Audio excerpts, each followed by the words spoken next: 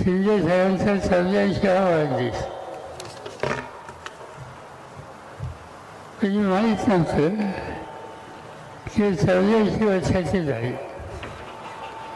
माझ्यापेक्षा साध्याच महिन्यांनी ते राहिले.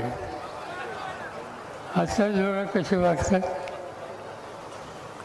त्यांचा सत्काराचं उत्तर हे शेवटी असतं. पण माझ्यापेक्षा लहान असताना सुद्धा कागदी करतात की मी जोडणार.